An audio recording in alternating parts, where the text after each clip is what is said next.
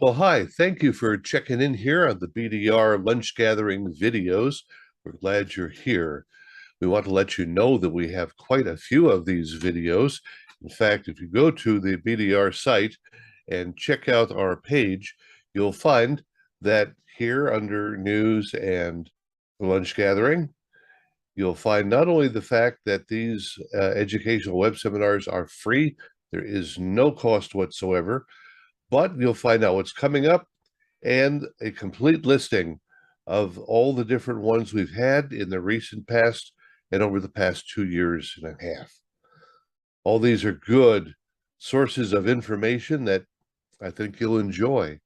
So we invite you to check in, visit with us, and let us know how you appreciate them. There is a little button in the bottom here. It says subscribe. If you click on that to the little bell, you'll get a weekly reminder when new posts are made. And we, again, thank you for being part of our family. Our main topic today is it legal? And I'm really pleased that we have Mike Langner from New Mexico's ABIP program. And we're going to talk about this from the standpoint of the inspector, whether it be the FCC or the ABIP program, what he looks for, what the most common violations are, and what we should be doing to keep everything up and running and ethically legal, shall we say? So I'll start, Mike. I've got 4 or 5 things here that come to my mind, some of which you'll probably mention as you go, such as I know you check the site of the antenna when you're up there, and you probably find some of them off, like the one this week that was 5.5 miles from the site that it was supposed to build, an LPFM. What are the most common things that you see, Mike? Oh, the biggest thing that I see is sort of loosely in the rules, and that would be intent to comply. And I think probably all of us who do this, the first thing we do is we look around and get a sense of, are they trying to do it well and right, or are they trying to somehow squeeze by and not pay any attention? And the whole thing flows from there. I mean, there are stories of FCC examiners having gone to studios, finding everything perfectly in order, saying, if the transmitter's this good, I'll mark it good, let's go to lunch. You know, there are also almost horror stories going the other way as well. But the singular thing that I would bring forward ahead of everything else is intent to comply. That's a good one, because there are so many aspects that could be hung on that pin. For instance, modulation levels and power levels. I think the first two to come to my, and station ID. There are still some stations that seem to think it's rather cute to run the station ID at 47 in the middle of a stop set. But what about modulation? We've all heard stories, and I can tell you for a fact, I have heard it from the mouth of some executives that if the particular station received a speeding ticket, that they would get $100 or a dinner, steak dinner, something like that. So how about complying with modulation, Mike? Well, complying with modulation gets particularly interesting with AMs that drop power at night. It's not real uncommon to find that the modulation is reasonable on an AM during the day, but to make up for lower power at night, it's just really cranked up and it's not permitted. If you have an AM transmitter, it's likely that it's capable of far more than 100%, 125% positive modulation at its lower night power. And there sure is a temptation to do that. I mean, years ago, when I was fairly new in the business, and a little 5 kilowatt day, 500 watt night station got the local basketball college franchise, got its broadcast away from the 50 kilowatt flamethrower, the manager of the station told me to go out and just make sure it doesn't go to low power at night, wanting to run 5 kilowatts. Well, obviously I wasn't going to do that, nor was I going to exceed the modulation. I did, however, crank the processing up to the point where it was painful, and the manager thought that was wonderful that I'd increased the station's power. But the bottom line is lots of stations are overmodulated. I've only found one undermodulated in all my years, and that one was actually understandable. That was a classical FM station, and Mozart wrote the soft parts too. But an actual FCC examiner cited the station for having too little modulation during the pianissimo sections. So there you are. Interesting. Stan, you're absolutely right. Not only high school, but one of my first jobs, I was in college, and I was working for a kilowatt daytimer, and they were playing the Dodgers. And this was the one year that Arizona was on daylight savings time, 1967. And I remember that at 7:30 at night, the owner of the station started calling. He says, they're in the eighth inning. Don't sign off. Oh, they're in the ninth inning. Oh, there's only 2 outs. Don't sign off yet. And I kind of, I was a stupid college kid at that time. And I allowed him to talk me into a few minutes. But after about 10 minutes or 15 minutes, my finger found its way to the plate off button. And in intent to comply, I tried my best. But I know there are stations that stay on as long as it takes on a Friday night or a Saturday night. I hope, Stan, you're not one of them. And you mentioned power. I've had program directors and owners during my life tell me to set the power on the transmitter at 104.5%. But that's legal. Well, it's legal except for one phrase in the rules. The power is supposed to be, and it's the only place in my life I've ever seen the word practicable rather than practical. They want you to set it as close as practicable to 100%. So if you nailed it at 104.9, you're not really playing by what's written in the book. Nor does it really get you a lot in terms of coverage, does it? Think about it as percent of a dB. It's negligible. Exactly. Not to mention the fact that nothing's louder. No, not at all. And so we talked about, again, just to circle a little bit there with modulation. Yes, I have seen stations that they figure once the FCC is closed for the day, the inspectors won't be there during an evening checking anything. And so I've seen stations at 160 some percent modulation.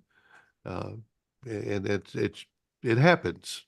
We had one here in town. This was back when I was actively doing engineering, not in this semi-retirement, who discovered the joys of negative cycle loading. So he had this little kilowatt day, 500 night. And so he hooked up a handful of TV damper tubes to be negative cycle loading across his modulation transformer. And he would run close to 200% positive peaks and never cut the carrier off on negative peaks. It was highly asymmetric. And of course, with the 125% positive limit, also not legal. But I will say it was really loud. Wasn't there there was an audio processor. It's on the site where some people say it actually caused the FCC to put the 125% rule in. Yeah, I think that was the BL40.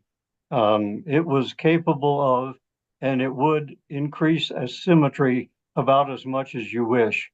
And so whatever your transmitter could do, you could do until the commission clamped down. Because supermodulation, as it's often called, was the name of the game during the loudness wars, Yeah. which I took part in, I admit that. So did many. The audio pilot is the one that comes to my mind. There were Okay. not too Yeah, many. there were a handful.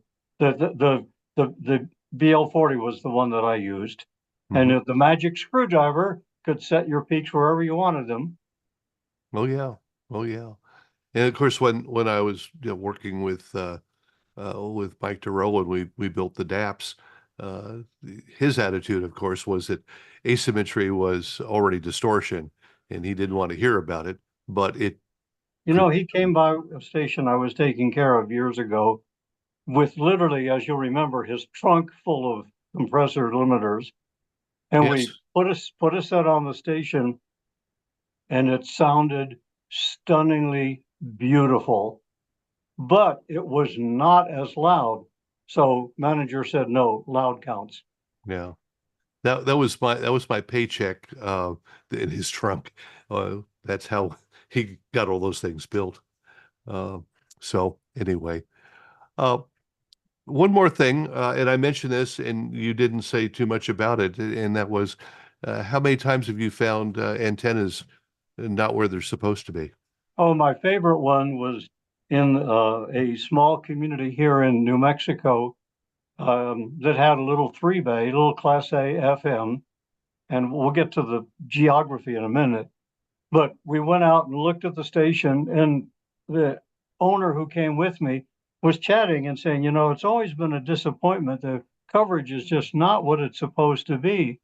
And so I'm looking around, I look up the tower, and on the antenna on the inner bay hard line is a big red arrow pointing down with the words, this end up. So his beam tilt was sending his signal up into the space station, not down to where the people were. But I hit one in southern New Mexico that had in fact moved its tower 4 miles. And we went out to the tower and I thought, this isn't where what I looked up said it should be. And then we look in the building and it's a folded unipole. And his license says it's a series fed nominal quarter wave. And so he had two problems going for him. He never relicensed the location, applied for permission for it, no, nor had he told the commission that there was a very different base current now. Ouch. He never did pass. I guess that goes without saying. No, a lot of people try that game and try to sort But and there's been several of these, particularly the little class 4, now class D AMs, where they lose a bunch of their ground system. The base impedance goes up, and they either decide they're going to make antenna current no matter what, which is a lot harder into a higher resistance, or they just go by the meter on the transmitter and set it at 100% and disregard what's read in the doghouse. Um, it's interesting to me, handful of the little class D or class 4, we used to call them, that I found like that, most of them have just decided they'll leave it alone and will just not continue. If I see that in a higher power operation, they invariably fix it. But several class 4s have just decided, oh no, people can hear it okay, that's fine. crazy, isn't it? There was one station too that had no public file in the idea of let's go ahead and stop the inspection. And so I started helping the manager put a public file together. I mean, they had nothing. And after about an hour of that, the guy said, well, just go ahead and mark us as failed. This is too much work. And besides, I'm leaving the station in a couple of months anyway. Well, of course, and I've shown this to the group before, but I'll bring it up again. This was actually the way a two-bay Oh, antenna was mounted. good. One One for each direction you may choose to drive your car. But the signal didn't go very well in any direction as it I would say probably not. So, Barry, if I can interject for a moment, I did see one like that, and what had happened was the tower crew did not tighten it back up again. oh yeah, if it's not mounted right, you could have antennas swinging.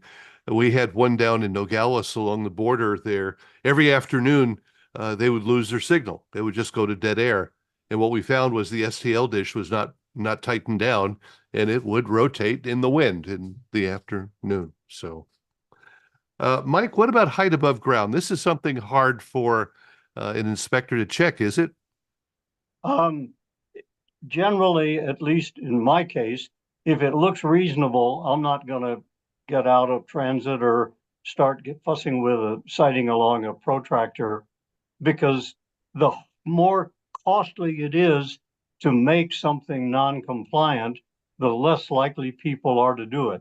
It's the cheap stuff. Flip the switch on the transmitter back to high power, as you were talking about. Those are the things that are most often found. It's not all that uncommon to find old towers a little off of where they're supposed to be, just because we didn't have GPS in those days. But in terms of height of the antenna, all the ones I've gone to have been ballpark, look at them close enough to say that's all right. Count the sections and see where the antenna is.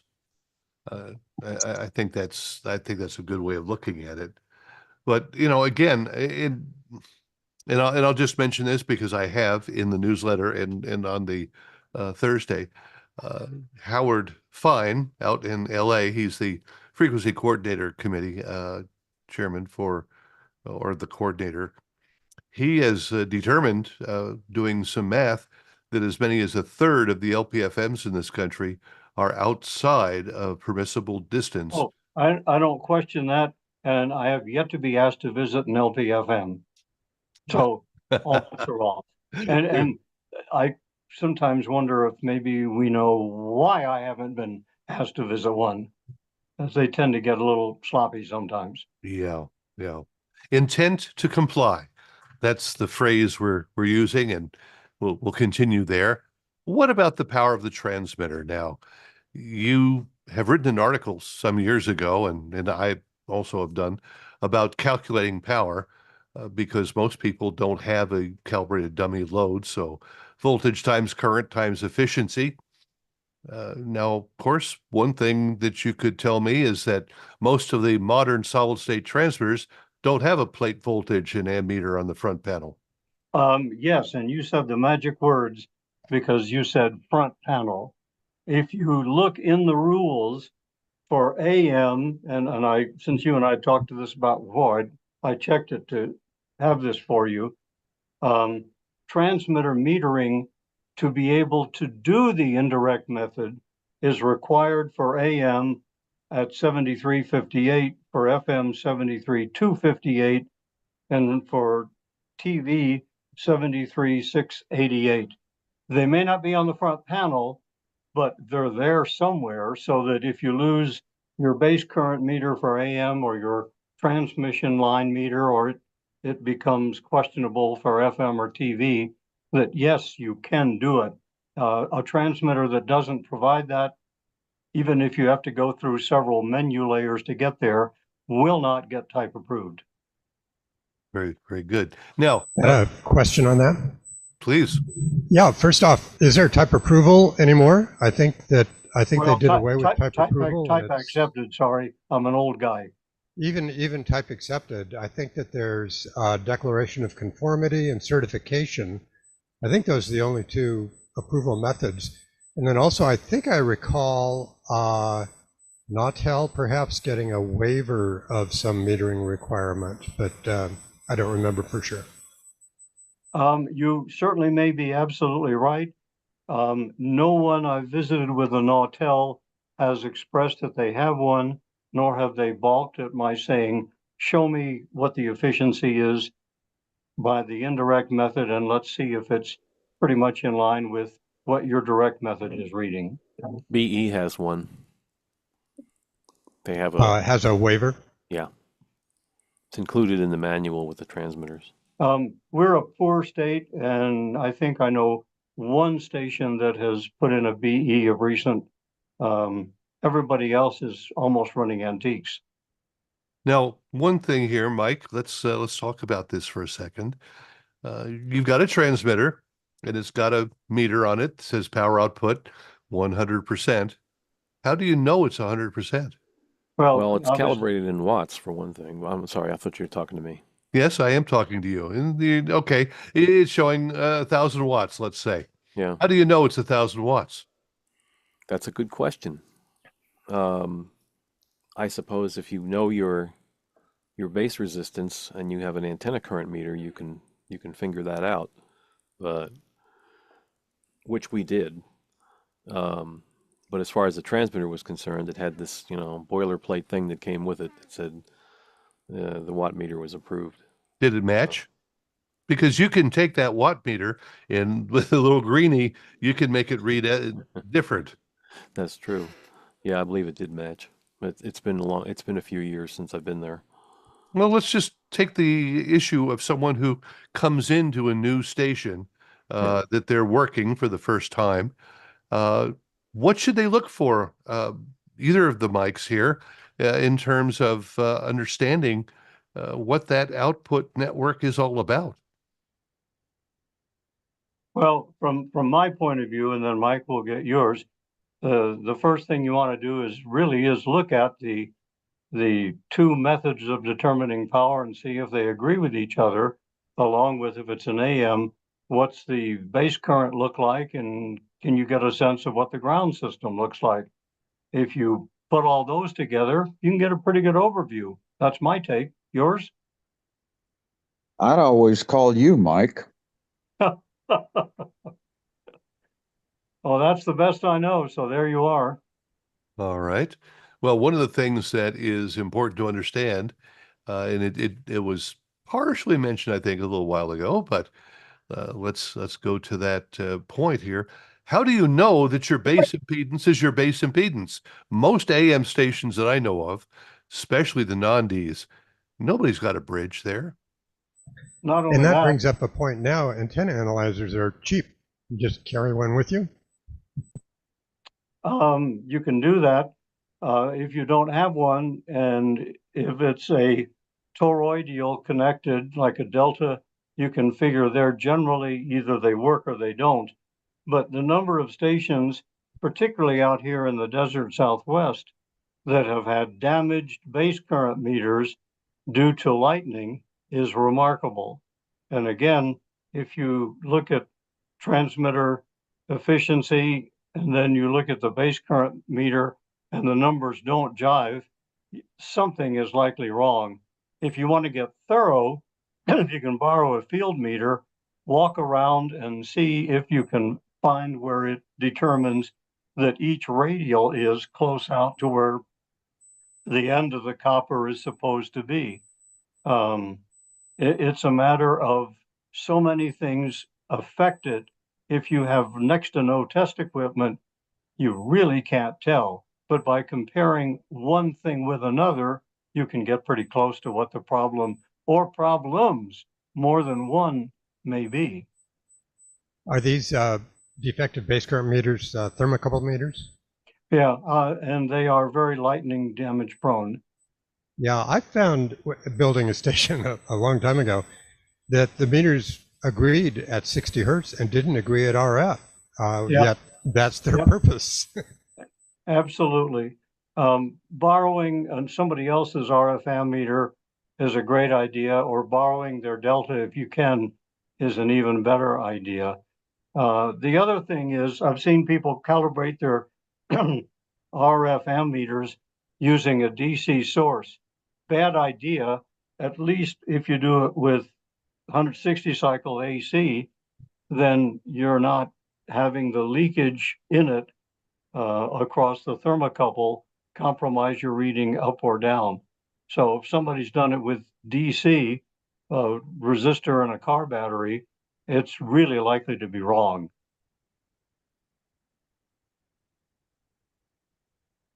Okay. What about FM power? FM power is magical, because if you don't have a dummy load and a calorimetric watt meter, you almost have to take whatever is presented to you, and if it's in a zone of reasonableness, go with it. Now, the rules, as I understand them, permit you to take the efficiency of the transmitter into a known resistance and calibrate the watt meter to that. It's never going to be precision unless you actually directly measure the output. And I think in all these years, I've seen 2, if that, stations that had the facilities to make that measurement. And no surprise, they were co-located with TV stations. Okay. Again, when you come into a station that you haven't worked at before, it's important to check those meters, and you may find that someone has adjusted not just the power output, but sometimes the voltage and current meters to read different than they should. So yeah, if it doesn't read, well, just get a screwdriver and reset the zero adjust till you get the right reading. That's not unheard of. yeah. Over on YouTube, Harold, Ron says that he installed one of your remote control systems. Says, too bad they didn't become a big seller. I don't know. I was of the impression that you sold a lot of those. Depends on which one. The adapter for the Mosley TRC-15, lots and lots of those went out. The DRC-190, a fair number went out. And then there was a DRC-200 that was our bleeding edge, and I actually had to buy some back. Okay. Ron also mentions the windshield antennas to back glass, and that may have had a problem with the AM. Michelle Bradley, hi. And here's a good one, Mike. Every time there's a government shutdown, I always get the questions and comments suggesting the stations could violate the rules, including power levels, because the FCC is closed. Well, and some do. But if you do and you don't log it, then you violated another rule. If you do and you log it, you'll perjure yourself. You're going to get caught one way or the other. And the reason you're likely to get caught is that a competitor is likely to turn you in. Well, that's true. Although sometimes in these markets now they're all under one ownership and there's no competitor to turn them in. I think the monitoring stations continue to operate during a government shutdown. It's an essential service, but not sure. Michelle also mentions that certification is required for LPFM transmitters.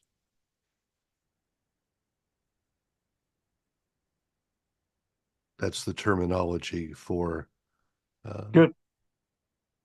For that. Let's see. Okay. Got one here from yeah, Ron mentioned the DRC 190s. So those are the ones he was talking about. Michelle has got a wonderful website, talks about things LPFM, has a number of pages that you can look at, everything from coverage patterns to the rules that apply to not just LPFM, but to radio in general. And so RecNet is hers, which is good. Jeff Adams wants to raise the issue of analog versus HD for FM power. I'm not quite sure what the question is. If you haven't the provisions to measure it correctly in your transmitter, you have no idea what power you're running, and so then you're questionably in tolerance. I always approach it from the standpoint of, if the feds walked in the door, how can you justify everything you're doing? Can you do it? And if you can't, figure out what you don't have that you need to get in order to do so. Brings us back to intent to comply. and why you should have a maintenance log or even a transmitter log of some sort, not the station log necessarily, but you should have your transmitter parameters logged on a periodic basis. Why? Because when an inspector like Mike comes in, he can see that you have been operating according to your license. And if there's something that has gone wrong, it's gone wrong very recently. And, you know, Yeah, you really want to be able to show not only that you are in compliance, but if the feds happen to walk in the door at a time when you're not, you really want to be able to show that you have been. And that just takes us right back, Barry, to the intent to comply as being the principal item on the table. That's good. why I kept my weekly log, my inspection log, which I copied, I think, to you, Barry. Yeah. Ed Schwartz here in chat. How often do you go to a transmitter site, look, and tell the owner that his tower needs repainting, and how often are all their lights working? The simple answer is you're supposed to be able to know at least if the flashing or rotating lights are working every 24 hours. You're supposed to report even as immediately as you can any failure. But do you go to your tower and look and see if a little side light's out that your system might not report? Obviously, you certainly should. Painting is something because it goes away, fades gradually, tends not to get looked at. I have found very few systems, stations, towers where the lights were not operating properly, but lots where the paint is faded because there's about a $50, $60 chart you can get that has the FAA spec and shows different degrees of fading, brightness, dullness, pigmentation, color change, what have you. I carry two of them so I can make sure that they agree, meaning that neither one of them has changed its colorimetry. And a number of stations have had to repaint their towers. A lot of stations where they've added two-way or cell or wireless internet, whatever service to their tower, and haven't bothered to paint the coax that goes to it, or haven't run the coax up the inside of the tower, have also unfortunately had to go back and paint that or move the coax as well. That one's really common. Yeah, I've seen that a number of times, especially if you get a tower that some city or county agency is now running, and they don't seem to read the FCC rules very often, much less the FAA rules. Michelle mentions about logs, and again, I think it's goodness. I've been in stations where the log entry in the days when you did it every half hour, the same entry, exact same entry every half hour for 9 months. I've been in stations where someone made a mistake and they moved a decimal point. And suddenly, instead of 3.15 amps, it's 31 amps. And every reading after that is 31 amps or vice versa. Interesting to look at the other side of that.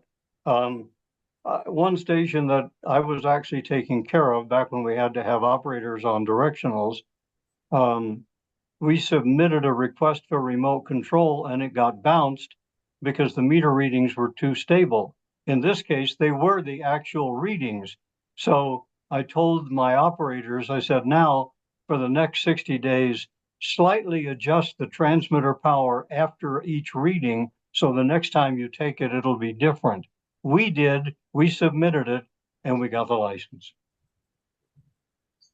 I had a situation where I worked nights at a station that was non-directional during the day and directional at night. And I came in and the guy before me knew how to read the frequency monitor and would tell me precisely how the frequency had done all day. But he had perfect daytime readings on the log, but I went to change pattern and it was already on night. So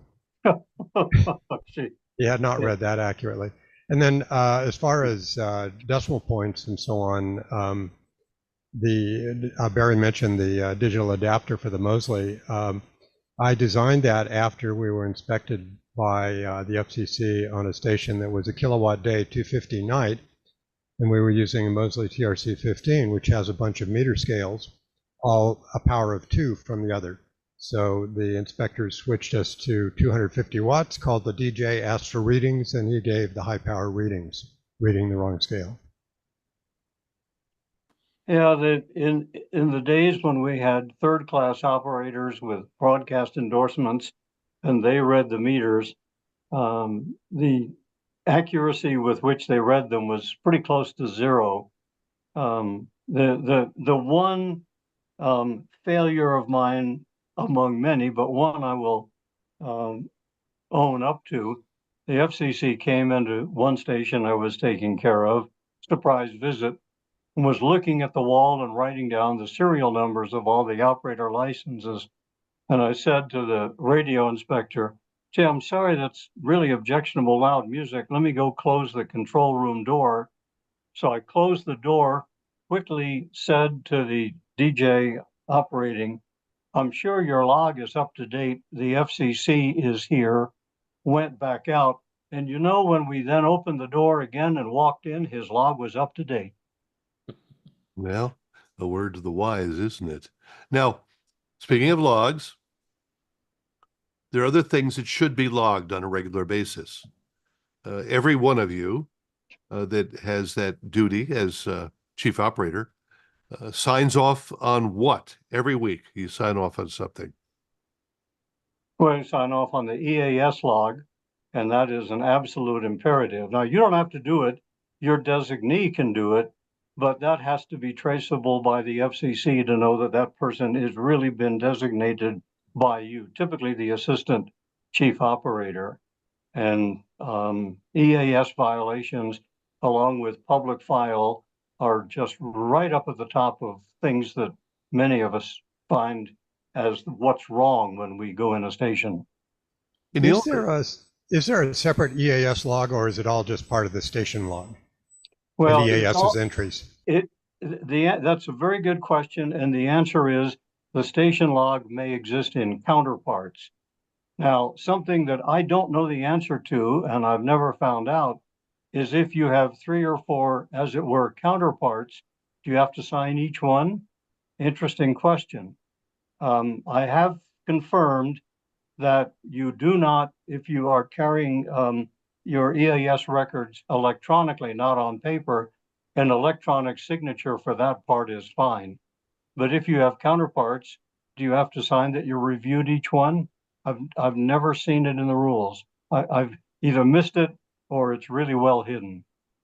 Now, when you think about this here, and you started to say this with the lights, but when you sign that EAS sheet every week, what are you actually certifying? That you reviewed it. That's it. What about whether they actually ran? Well, if you reviewed it and they didn't run it, you reviewed it. No, Now, no, the no, station no, is no. responsible. Hold on. Because here's my point.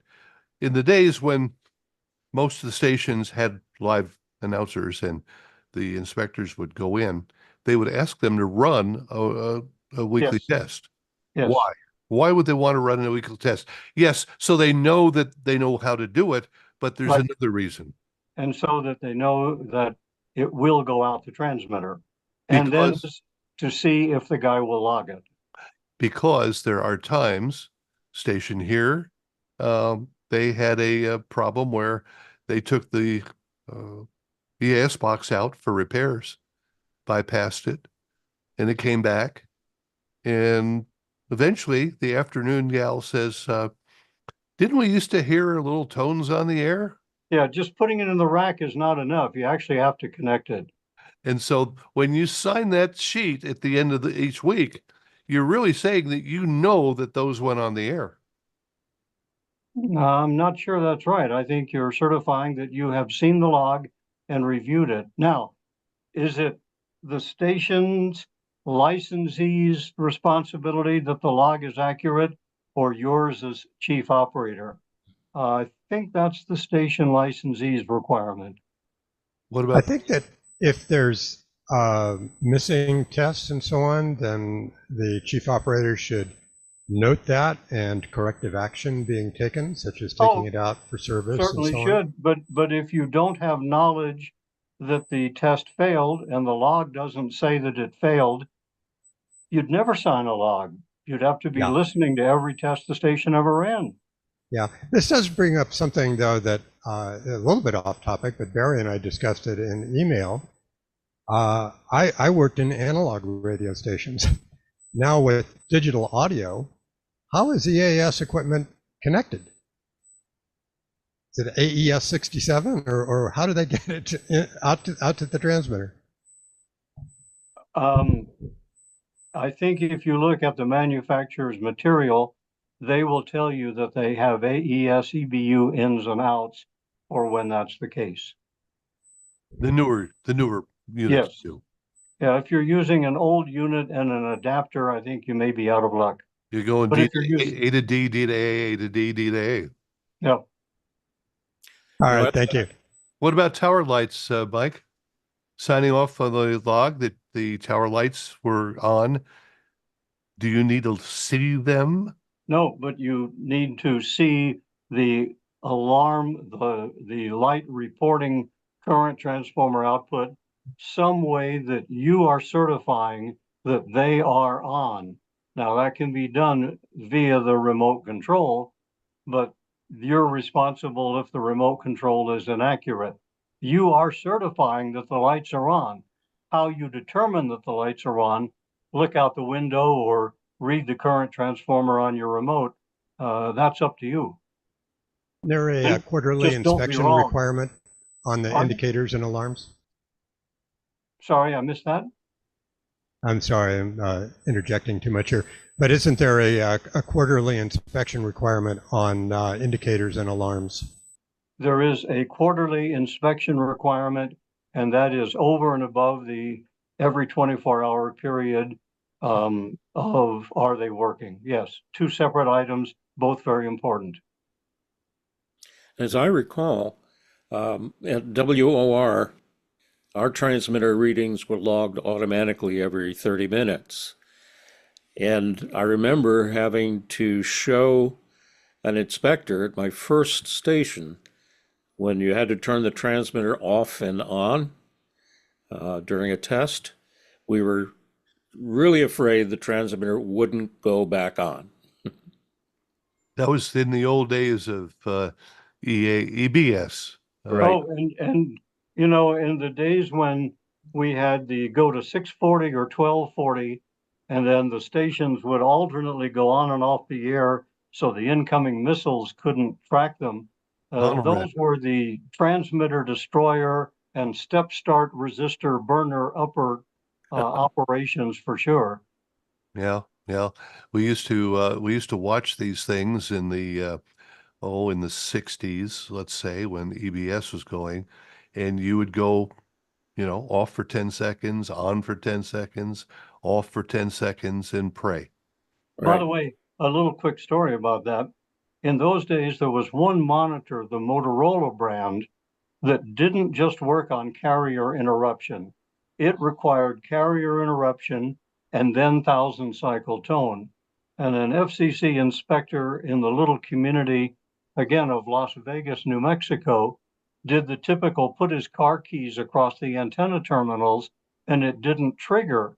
And yet the log in the station showed that they'd been receiving all these tests.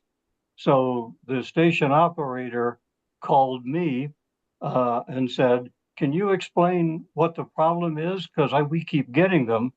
And for some reason, the commission's inspector had never run across one of the Motorola monitors and didn't know that it needed a carrier interruption and tone.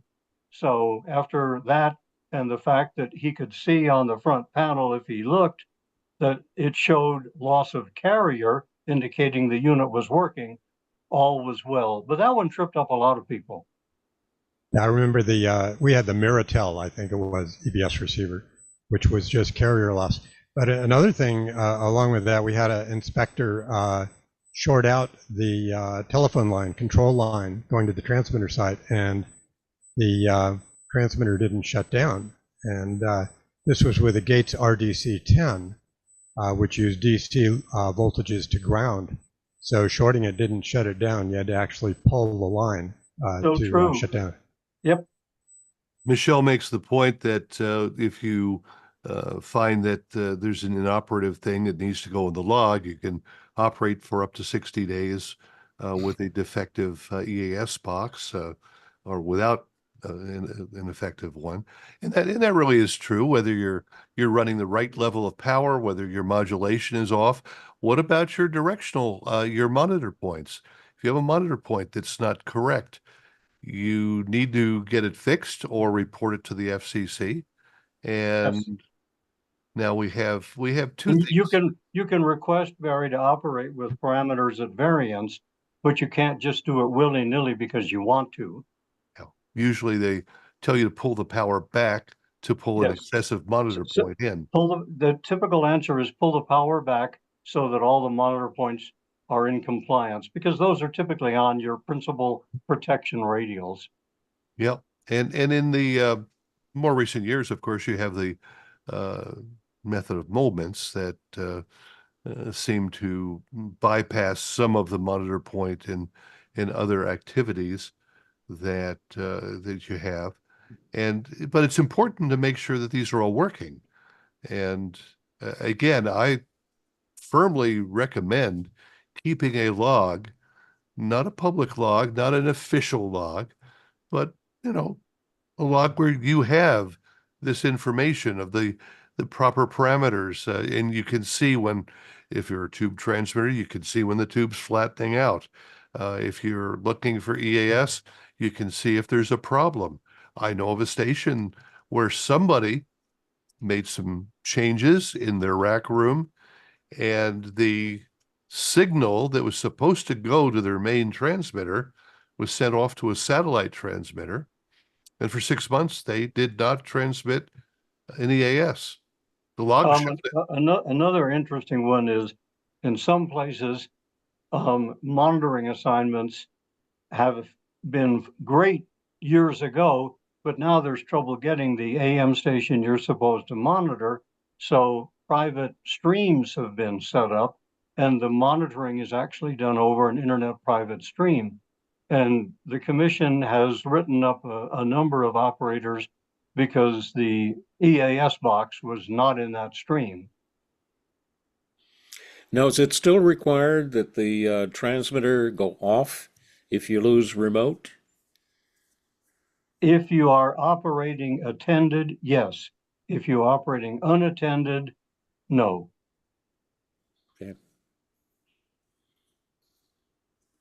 But everybody today is unattended.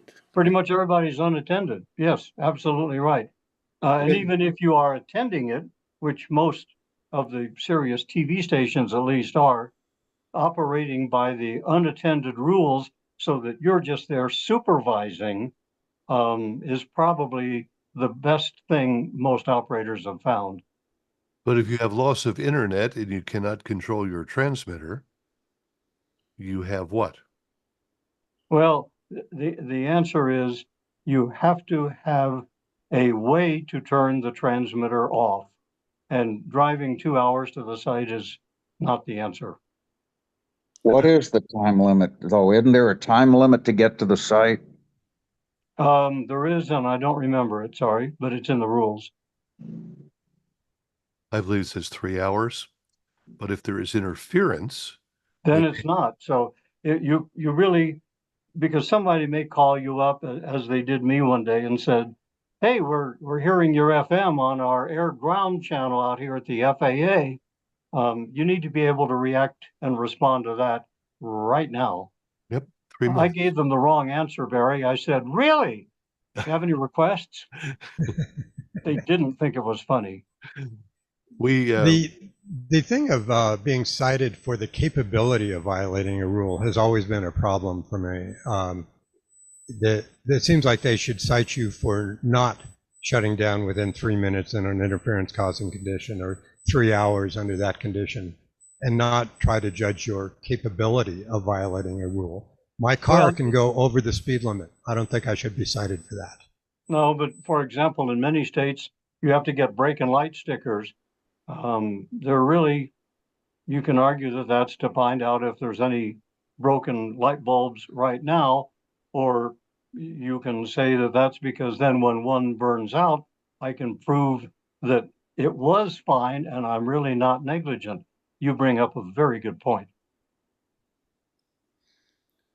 Well, By the and way, and along with that one, there are so many operators who've decided that in just at whim that their equipment is stable enough, they can operate unattended automatic just because they choose to without any automatic power control, any whatever, and they make the assumption their equipment is sufficiently stable. Yeah, the new stuff fairly much is, but the old stuff isn't.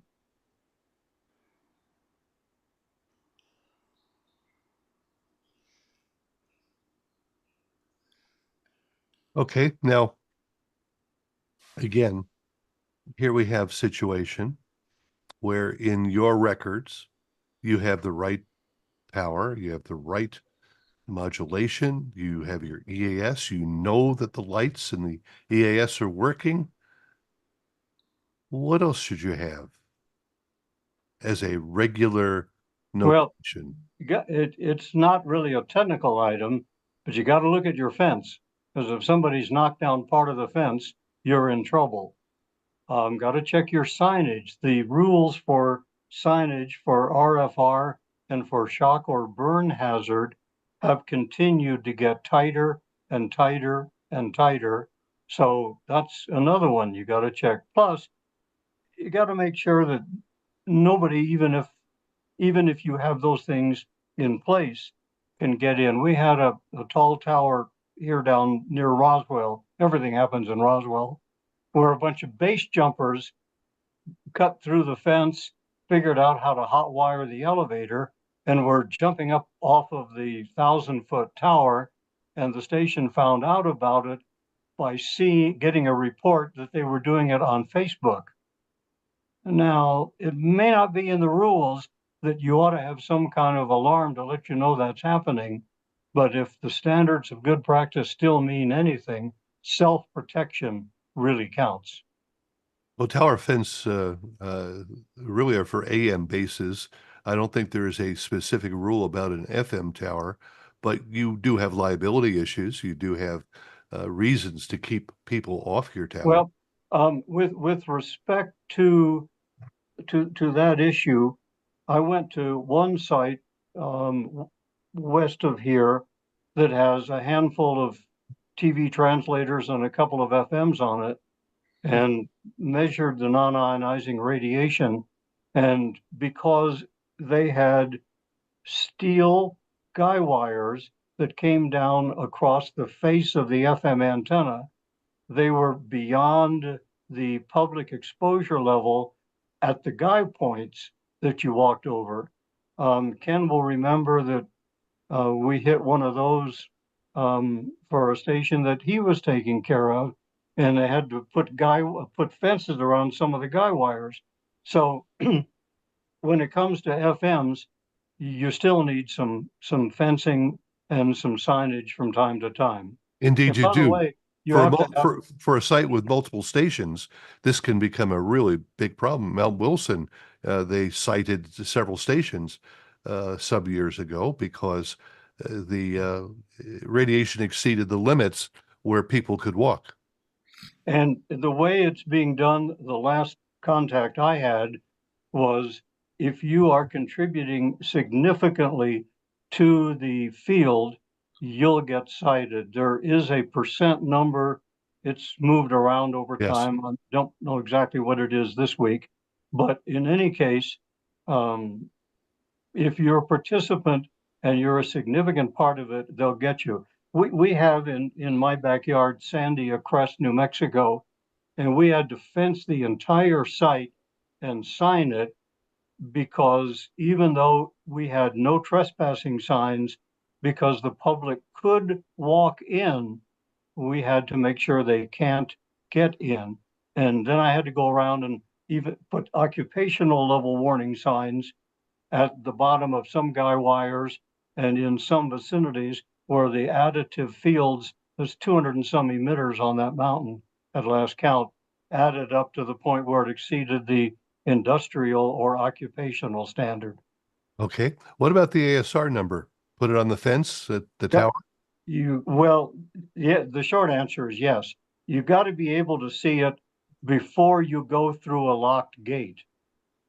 The same with the any hazard RFR or what have you. And the wisdom I've been given, because again, remember there are rules and then there are procedures which are often unwritten. When you're standing there looking at the tower, you should be able to see the ASR, but you also have to be able to see it before getting through any locked gate. So on RF exposure, do people have the analysis showing that they're complying and what the safe distances are? I mean, I did that for my amateur station.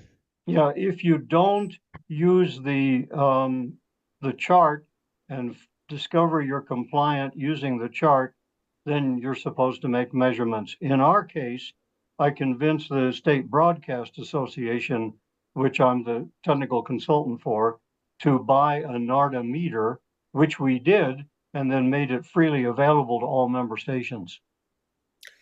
I'm surprised. most sites with multiple stations on them will have a study done. And they have this done for several reasons. Reason number one is to find these places where hotspots are for the public. But secondly, you want to know when tower crews come up, which stations have to reduce power, which stations have to turn off. And that's why they'll do a complete survey. Yes, every few years in our case, we buy a complete survey from Hammett and Edison. So there is, so to speak, Sandia Crest RFR Bible, which we make sure that the relevant parts are complied with and that information is given to every company that comes into the gate. If you want to come in, you have to know the combination. We'll give you the combination if you're legitimately there, and we'll also read a little paragraph to you to make sure that you're advised and you understand. And that's what it takes for compliance. I'm surprised that the air on Mount Wilson doesn't glow with all the we have someone called MHV. That's Mark. I'm traveling. Oh, Mr. Morris, go ahead. Yes. Yeah, I'm out on the road this week. Just did a day and a half ABIP inspection tour at 4 of our stations. And there's a few things that the inspector informed me. The ASR sign, he said, it's gotta be on the first access to the site. You know, if there's multiple gates to get into the site, that ASR sign should be on that outer fence so that they could see it before they even have to access the site. And then he did ask me about radiation exposure measurements for the site. We had calculated everything out and everything looked okay. But I guess they're getting real sticky about that now. And he also mentioned they're talking about maybe ABIP inspectors becoming certified. Wonder if anybody had ever heard that one. I, for one, have not heard it. Okay.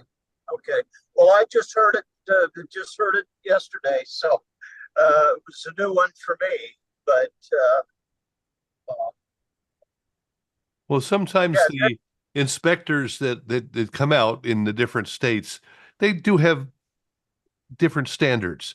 I've seen states where the emphasis is on getting certified. And I've seen states where the emphasis was on finding things and getting them corrected. And I've seen some states where the inspector made a business out of finding things to correct and then charging for it. Although that's not the way it's supposed to work.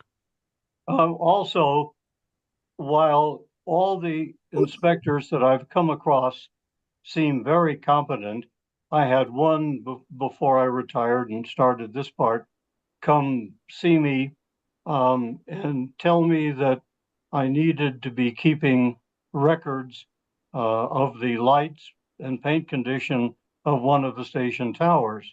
I said, well, excuse me, sir, we don't own it. Oh, yeah, but you're on it, aren't you? Yes, I'm on it, but we don't own it. So if you're on it, you're responsible. No, sir, it's the responsibility of the owner. If the owner doesn't take action, then I'm supposed to, but the onus is on the owner. Well, I'm going to write you up for that. I said, wait, before you do, hold on, let's talk to the FCC. And at which point he backed off. And of course, he was wrong. And sometimes we who try to do this in service of our industry, we do sometimes get it wrong. And then it's appropriate for us to get corrected. What I try to do is I'll see something, and if I think it's non-compliant, I won't tell somebody it is. I'll say, I don't know about this. Let's make a note, and I'll go back and look in the rules very carefully. But you will, from time to time, find somebody who will be in error. I know Ken Benner used to call Washington at least once a month on one topic or another, just to make sure that he was up to date on the most recent policies. So that's all good. If anyone has a question that they would like to ask Mike or even Harold about a inspection rule, an FCC rule, for instance, Mike, now that there's no main studio, where do you post your chief operator letter? At whatever place is the principal point of operation. Business office. Typically. I mean, the real answer is if the FCC came to town, where would they go to look for the station? That's where they're going to look for your posting. Public file. Yeah, where you keep the public file. Well, it's online. Well, so the FCC can get in and look, and they can find that letter in there. I mean, we have ours. Please bear in mind that, yes, the public file's online, which a lot of stations have found very unfortunate because they've gotten fined, but you're also supposed to keep, at least for your political file, a copy at wherever your principal point of business is, because interesting quirk of the rules, if the internet's down and somebody comes to see your political file, you need to have one that they can look at right then and there in case the commission's is deficient or the internet isn't working. I don't know that anybody's ever enforced that, but it is a potential gotcha in the rules. Has anybody ever had their political file inspected? Oh, yes. I'm one who has. I've had candidates come in back when I was owning and operating a couple stations to come in and see what their competitors are doing and what rate they're being charged. And next year, depending upon who wins, it could be very serious. Oh, I see. Yeah, we're public radio. We let them come in and talk as much as they want, and we don't charge them anything. So that's probably why nobody ever comes look at it.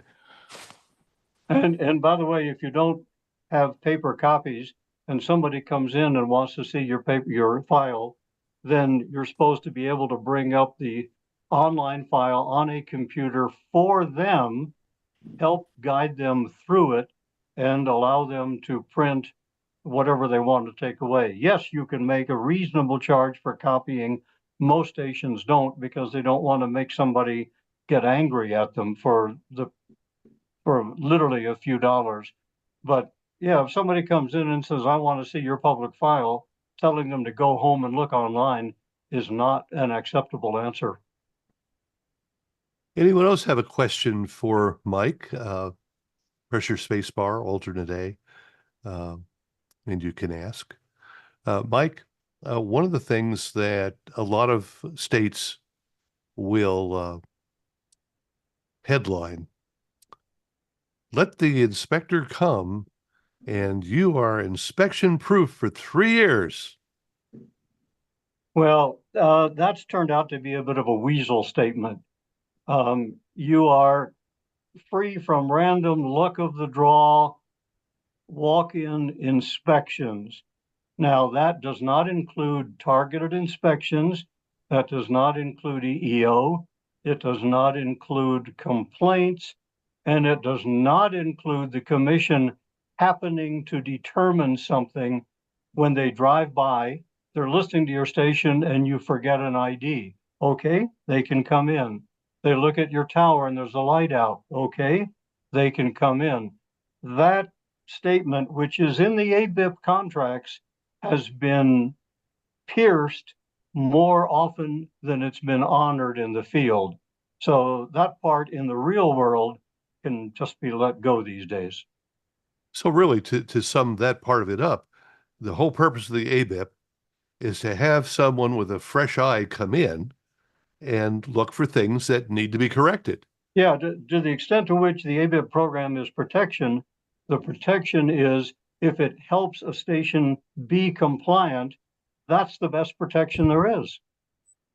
Absolutely. And when you think about it, the self-inspection sheets that we had from the commission up until about 2008, and some of them have been revised either internally at the FCC or now with the SBE NAB situation.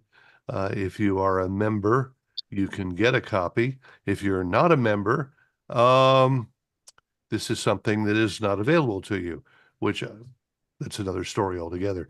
But they're going to be so widely bootlegged, pretty much everybody's going to be able to get them. And by the way, they are such an improvement over the commissions, not just in terms of they're up to date, but they give best practices and recommended practices as well as rule stuff. One of the uses for them that I heartily recommend, and in fact, I wrote a piece that'll be coming out shortly in the New Mexico Broadcasters Association's e-newsletter to all members in the state, is that management should get a hold of these and every once in a while engage the engineer on some point or some points in it for 2 reasons. Number one, is the engineer really doing his job? Sometimes they're not. And number 2, if the manager is more knowledgeable about what the tech people should be doing, the tech people are far likely to get more support when there's something that they need. So I wrote this editorial about these checklists as a management tool as well as a tech guide. And I would suggest that they do a very good job of both. And that editorial you will send to somebody that we both know, so that we can give it some wider impression? Yes. I was just looking at some of the stuff regarding chief operator here, and so it says chief operator for an AM station using a directional antenna or operating with greater than 10 kilowatt authorized power, or a TV station is to be an employee of the station. Non-directional less than 10 kilowatt can serve on a contract basis. And then the designation of the chief operator must be in writing. Doesn't tell you where to keep it, but agreements with chief operators serving on a contract basis must be in writing with a copy in the kept in the station files. So they're a little indefinite as to where it goes. But have you seen anything regarding the employee versus contractor issue? I have not. It's been there ever since chief operators were determined to be something that should be designated. And to my knowledge, that rule is unchanged in decades. Yeah, I think you're right. Mike, I don't know if you brought this up or not already, but one thing you told me to do one time was to go buy an inexpensive frequency counter. and that at least once a year, you should go ahead and put, I guess, on your maintenance log that you had measured all your station's transmitter frequencies and STL frequencies. Yes, it's a defensive maneuver. The rules require that you be on frequency, and the rules require that you make measurements at sufficient intervals to ensure compliance, and then they go on to not tell you what that is. So my answer is, the answer is whatever the FCC might be expecting, because here's an example where practice and procedure are separate from the rules themselves. And both sets of requirements, I think, are very important to follow, because you not only, once again, want to have the station operating correctly, showing that good old phrase, intent to comply, is so very important. By the way, I will take exception with one thing in the checklists.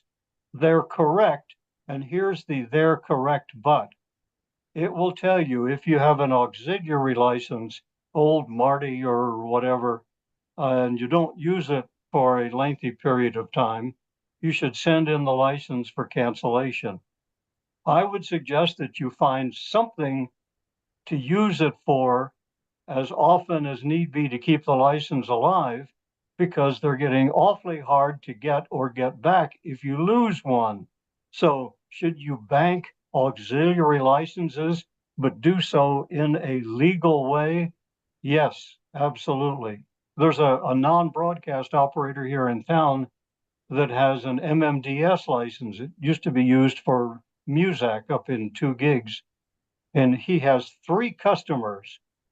I'm not even sure he charges them, but he doesn't want to lose that license for eventual use should technology bring something along. And as we've certainly seen in our industry, technology keeps bringing stuff along. On frequency measurement, we used to have Northwest Monitoring Service come through once a month and check all our broadcast transmitter frequencies. And then on STLs, we had a PCL 303C STL, and our FM transmitter dropped off the air. And it was because the crystal oven on the transmitter had gotten stuck, moved the thing far enough off frequency that we lost the 110 kilohertz subcarrier. So it does need to be checked as often as necessary. Yeah, and I agree with you, Harold. And these days, you can get, again, the changing technology, a frequency counter with a time base suitable to WWV for so little money. I can't imagine that the frequency measurement people are still in business. Because too many station owners are cheap enough to not do it. And of course, as you and I talked about yesterday, there are also fraudulent frequency measurement folks, and you have to be sure you have somebody that's not just filling in the log, but actually can measure you. I remember that I have a Cambridge Crystals used to do off-the-air measurements. Yeah. And I'm wondering if they still existed with all the interference, would that still be possible? Broadcast Signal Lab bought that, and that is David Peabody. Mm-hmm. And I'm a silent partner in that business, and he has a frequency measurement service, and he goes out and he does the NRSC measurements on the AMs, and he does the NARDA measurements for public and industrial exposure. And all of that comes from the Cambridge Crystal Service, which was called Rick and Dave Engineering back in the early days when I first came to Boston. And then it got changed, the name got changed to Broadcast Signal Lab until Rick Levy died. So that's your answer. It's still in business, and it has a history that goes all the way back. Well, are they still doing it from Cambridge? Oh no, because that was happening in the attic and on the 3rd floor of Rick Levy's house. And when he passed away, his family had us, basically the people who got the Broadcast Signal Lab business from the family. we had to clear out all of the equipment and stuff out of that third floor and attic area and clean the roof off as part of that deal. I'm just wondering whether or not the interference would prevent, doing it from a distance. David is still capable of doing it, and he's done a program here on the BDR.net once. I don't know how deeply he got into how he does it, but Barry could reach out to Dave Peabody, and maybe we could get him to come on and tell us about that. Like many people in my advanced age group, we used for years commercial radio monitoring company out in, wasn't St. Louis, but it was close to there. I remember dialing Laclade 37777 so many nights, being at the transmitter and putting the tone on for them. And I asked him one day, how do you figure out our carrier compared to all the others? Because this was a little class 3 regional. And he said, it's very simple. I don't measure your carrier. I measure the tone sidebands from which I can easily figure the carrier, because there's lots less interference there. And I can just put them through a very, very narrow IF crystal filter, and then you'll have an accurate measurement. And I always thought that was brilliant. What was your tone frequency accuracy? It didn't matter what the tone frequency was, because the sidebands were symmetrically placed about the carrier, of course. Good point. Good point. He just took those two and averaged it, and that was the carrier in the middle. I remember the early days for me. I was in Opelika, Alabama, working for Big O Radio, WJHO, which was owned by a group of people. Among them was the people who brought magnetic tape recording technology back after the war. And in Opelika, of course, that's where Ampex tape was. But interestingly enough, our frequency measurement service was in another part of the state. And when the telephone company went to the dual tone dial tone, he wanted us to make a recording of the old style single tone dial tone that kind of went ba, ba, ba, ba, ba, ba, ba, ba, ba, ba, ba, and he made us play a recording of that on the radio station, and that's how he knew that it was the right station that he was measuring. Well, I do have a question. This is in regards to translators. So if you lose your programming at a translator, you have so many minutes that you have to shut that translator off. And I know that, well, at least the old crowns were set up so that you could actually have it so due to the silence, it would time out and it would actually shut the carrier off until that circuit reconnected again due to the programming coming back. Would that apply for any station, not just translators, but full power stations? I've never seen anywhere in the rules that says how long you can have an unmodulated carrier on your main station. It's a very interesting question, and it's never come up. But you must ID. Exactly. You must have IDs. Exactly. Well, and like with our stations on our network, we have failover audio on SD cards in the codecs that will automatically kick in if the programming goes away. And of course, I've got those set up with, aside from other audio, they've got IDs that air once an hour. That does not work on So the new this- VX transmitters because the audio cutover has not been implemented as yet. So if you lose your signal for your studio program feed, you will be in dead air on a VX. Correct. But these are on codecs. We're using tie line. Doesn't matter what Yeah. codec, you're going to be dead on the air if the studio doesn't send you program. And the problem is that if you are that way for more than a certain number of minutes, i.e., look at the top of the hour, if you can't ID, you need to turn the transmitter off. I know I'm not the Correct. oldest guy in this group, but I remember when I started back in the very, very late 60s, like 69 and a half. If you had dead air, it seemed like you had to turn the transmitter off in 5 minutes if you couldn't get it back. Well, I've heard 5 minutes and I've heard 10 minutes. I did, but I don't Yeah. know. And like Mike says, he's not heard of that or heard of an actual time. Mike, I was just you curious. might have another view on this, Mike, but I believe the way the rules are currently written, you need to have the ID, and you could theoretically be cited for peaks not of 85% regular. Well, the thing to do is to say that this is a new modern avant-garde musical production, and it's the sounds of silence. But yes, you still have to ID, and if you have an SD card with music on it, unless you also have an ID timer, you probably want to do a legal ID between every song, because otherwise, how can you guarantee you're going to be IDing as close as possible to the top of the hour? By the way, a little side to that, a public radio station here in our community years ago was moving its studios and it didn't want to be off the air.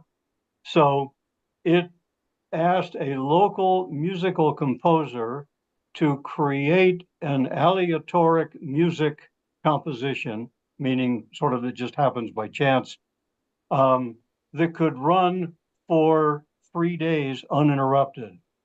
And so he did. And so from one of the local shopping centers, a lengthy wire was hung in the patio area. A magnetic pickup was put on it. It was a steel wire, and the wind would make the wire sing. And so for 3 days, without an ID, because there was no break in the programming, no break in the song, the station broadcast music on a long, thin wire. True story. Is that legal? Yes. Really? They asked the commission for a letter, and the letter said, if there is no break in the selection, if it's sort of an extreme case, for example, of a long opera, that's perfectly legal. Yeah. But it is not legal if it's a sweeper at the top of the hour. Say, correct, because the individual songs are considered program units, not the sweep. Hey, So Barry, in I'd like to nonstop, throw another wrinkle into this. What if you have the capability of doing FSK IDs on your transmitter and you have dead air, but it's automatically sending the ID via FSK? on translators, that's totally legal. I mean, the translator transmitter I bought, which was a British-made one, had that built in. Oh, yeah. Majority of the translators have that built in. I'm just wondering, would that actually be legal for a full power? I'm not sure at all I understand the question. I don't think it would be. It's specifically authorized in translators, but not in 73. Yeah, sorry, I couldn't understand the question. The audio was a little garbled here. the question basically is for a AM or an FM station that is going to do an ID, can they do it FSK rather than orally? No, station cannot. Translator can do it, no problem at all. But stations have to do it in English and in the normal broadcast mode, whatever that is, AM, FM, HD, take your pick. So normal listeners, whatever that is, can hear the identification. Yeah, exactly. No code wheels either. Oh, No. and we didn't really say this before, but if you have an LP or if you have an FM as part of your license, some people have, KXXX, but it may be KXXX AM or KXXX FM. If that suffix is there, that has to be used. Absolutely. Over the years, I found 3 TV stations in our state who had 6-letter call letters, like KXYZ-TV, and they were not using the -TV part in either the visual or the oral identification. So I pointed that out to them, and then they immediately began doing it. But I tell people that I've gone to stations that haven't identified themselves in years legally, and they hadn't. Now, if your format is Spanish, does the ID still have to be English? Yep. Oh. Another ID question, somewhere between the public radio 3-day musical selection and the uh, around the idea that the song is the break. Once a year on Christmas Day, We Are handles Messiah in its entirety. That's fine. You don't have to interrupt it. Okay, even though within Messiah there are different songs, that was always our understanding that we could air it in its entirety. Well, yes. If it is done, if it is performed and recorded as a continuous item, then it is literally a continuous item. If it's done so that they take an intermission break right after the Hallelujah chorus, and everybody goes out, goes to the lobby, goes to the bathroom, and comes back, which is how some places perform it live, then that's a break. So the question is, how is it performed? For example, you wouldn't want to do an ID in between movements of a symphony. Same thing. Yeah, and that was our understanding. And the recording we air is not it's not a live recording in that there is not a live audience. It was originally on 2 CDs. There were track breaks between the songs, but it's designed to be played in its entirety. Yeah, it is an entity, so you're fine. Okay, thank you for that clarification. And please remember, at all times, I am not an attorney, and nothing I say is ever to be taken as legal advice. It's just the best I know. But officer, that's what Mike said. Let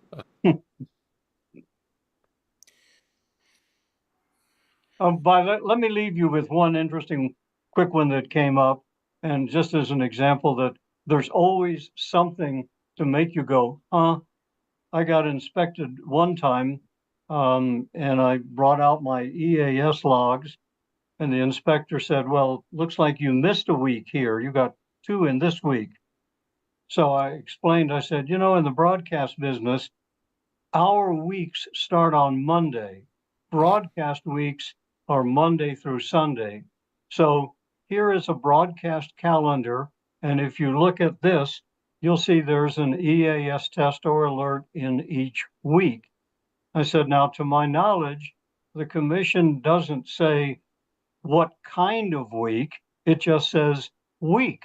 And these are weeks.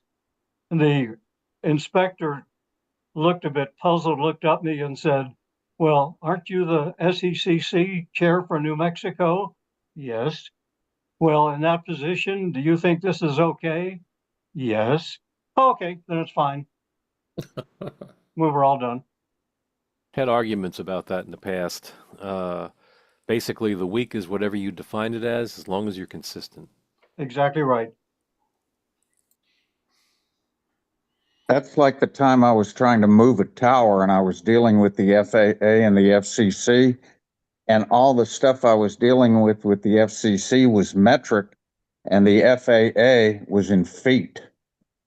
And I asked the guy, why is this way? You're all there on the F floor of the, building. And he said the American pilots had trouble going metric. They were crashing planes. Well, we crashed a probe to Mars with that same problem one time. A yard is not a meter. Quite true.